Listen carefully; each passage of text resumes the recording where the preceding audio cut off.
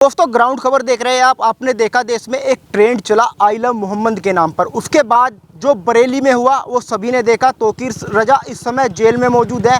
आपने देखा सांसद हरिंदर मलिक भी बरेली के लिए निकले थे, लेकिन पुलिस ने उनको रास्ते में रोक लिया। पूरे मुद्दे पर बातचीत करेंगे। ये जो प्रकरण है इसको कैसे देखते हैं, क्या कहेंगे मलिक साहब? जैसे पूरा प्रकरण चला, देश में एक ट्रेंड चला आई लव मोहम्मद के नाम पर। देखिए, हमारा देश संविधान के हिसाब से चलता है। सर्वधर्म सद्भाव है। यहाँ सबको अपने धर्म की मानने का स्वतंत्र अधिकार है। मैं कृष्ण को प्यार करता हूँ, आप राम को प्यार करते हैं, वो रहीम को करते हैं, वो वाहिगुरु को करते हैं, वो कृष्ण ईसा मसीह को करते हैं, सभी पहले से करते रहे। ये जानबूझकर के सरकार, क्योंकि सरकार हर मोर्चे पे फेल हो चुकी है। और अगर मैं किसी को हेट करूँ तो गलत है। मैं अगर अपने देवी देवताओं को प्यार करूं तो मैं तो रोज करता हूं, मैं तो रोज मंदिर भी जाता हूं, तो वो कोई गलत नहीं है। परंतु जिस तरीके का मामला, चूंकि नौजवान को रोजगार नहीं दे पाए, किसान को लाभकारी दाम नहीं दे पाए, व्यापारी को सुरक्षा नहीं दे पाए, आज जीएसटी का बड़ा ढोल पीट रहे हैं। जीएसटी बढ़ाई किसने थी, लगाई किसने थी? 8 साल देश को लूट लिया, अब स्वीकार किया कि जीएसटी ज़्यादा थी, अब कम कर रहे हैं। हम तो ये कह रहे, तब भी हमने विरोध किया था जीएसटी का, जीएसटी और कम कर दो। अच्छा एक बात बताइए, जो बुलडोजर एक्शन हो रहा है उसको कैसे देख रहे हैं? देखिए, मैंने कहा देश संविधान के हिसाब से चलता है। अब वो जिस तरह के काम हो रहे हैं ये संविधान संगत नहीं है। अगर संविधान सम्मत हो तो कोई दिक्कत नहीं। अगर संविधान के प्रतिकूल हो, माननीय सर्वोच्च न्यायालय के आदेश के प्रतिकूल हो तो आपत्तिजनक है, और अगर उनके अनुकूल है तो चला भाई, इसमें हम क्या करें। वो कह रहे कि बुलडोजर केवल अवैध कब्जों पर चल रहा है, जो अवैध कब्जे। मैं ये कह रहा, मुझे वहाँ की वस्तु स्थिति की जानकारी नहीं, पर एक समाज को टारगेट किया जा रहा है। और कोशिश ये है, मैं किसान लाभकारी मूल्य ना मान ले, नौजवान रोजगार ना मांगे।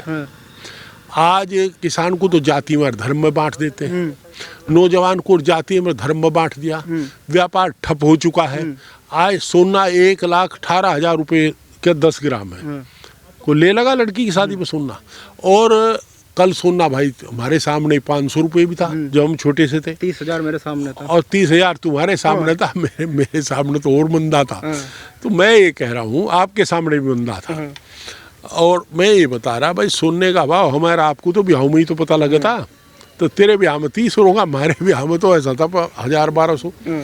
मैं ये कह रहा, आज हम हर मोर्चे पे फेल हो गए, और फेलियर को छुपाने के लिए ये तरह तरह के धार्मिक और जातीय दंगे भड़काने का प्रयास सरकार करती है। अच्छा, चुनाव में भी लगभग 1.5 साल का समय बचा है, क्या लग रहा है इस बार 2027 में बुलडोजर फिर दोबारा चलेगा? देखिए, मैं आपको ये बता रहा हूँ कि भारतीय जनता पार्टी में आपस में बड़ा झगड़ा है। अच्छा, दिल्ली लखनऊ को अस्थिर करना चाहती है, लखनऊ दिल्ली को अस्थिर करना चाहती है।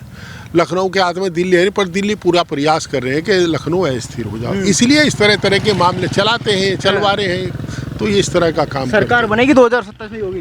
नहीं, 2027 में सरकार तो हमारी बनेगी। यार हमसे पूछ रहे हैं कि आप जिंदा रहोगे नहीं रहोगे? हम जिंदा रहेंगे। सरकार हमारी बनेगी 2027। क्या मुद्दे लेके जाएंगे आप जनता के बीच में? देखिए, सबसे बड़ा मुद्दा है रोजगार का, सबसे बड़ा मुद्दा है किसान को लाभकारी मूल्य का मुद्दा है, लोगों के इसका आपका जो अग्निवीर चला दिया, जो हमारे नौजवान पुलिस में, आर्मी में कहीं चले जाते थे, उन्हें अग्निवीर बताने लगे। तो ऐसी स्थिति में हम लोग बेरोजगारी का, भ्रष्टाचार का ये मुद्दा लेकर के जाएंगे। अच्छा, मुझे एक बात बताइए, वो बुलडोजर लेके जाएंगे, आप भ्रष्टाचार का मुद्दा लेके जाएंगे, वो कह रहे कि हमने क्राइम खत्म कर दिया, यूपी की कानून व्यवस्था देख लो, आप कह रहे कि देश में बेरोजगारी है। अगर कानून ये क्राइम खत्म हो गया तो एनकाउंटर क्यों हो रही है? अगर अपराधी नहीं रहा तो इन्हें मान ले जो एनकाउंटर हो रहे, जिनके पैर भी लग रही है 307 मान ले ना।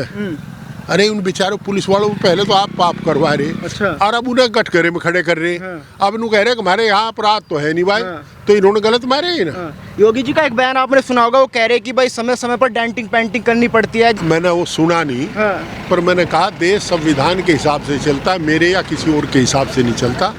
और योगी जी बड़े संवैधानिक पद पर हैं, उन्हें संविधान सम्मत बोलना चाहिए, और उसी को बोले। 8 साल में योगी जी फैल लिया पास। यार तुम क्या बात कह रहे? मैं कह रहा, मैं तो समाजवादी आदमी। मैं आपकी नजरों में कोई अच्छा काम तो किया होगा मलिक साहब? मैं व्यक्ति विशेष को नहीं जानता, मैं जानता हूँ भाजपा फेल है। भाजपा जीएसटी बढ़ा दी, भाजपा ने सारे रोजगार छीन लिए। 15 लाख रुपए कहा था खाते में आओगे, वे नहीं आए। 2 करोड़ नौकरी कहा था मोदी जी ने, वो नहीं आए। हम तो बड़े को देखे, कह रहे कि हर घर जल दे रहे हैं, हर घर अच्छा, राशन फ्री दे रहे हैं। जब मैं और आप पैदा हुए हमारे यहाँ जल की कहाँ दिक्कत थी?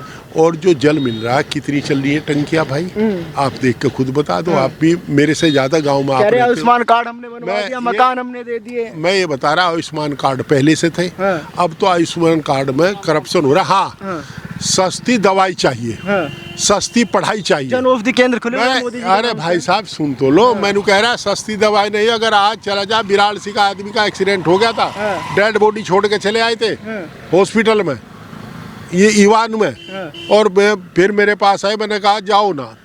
मैंने फोन करा भाई अंत्येष्टि और कर दियो इसकी, तब डेड बॉडी दी थी।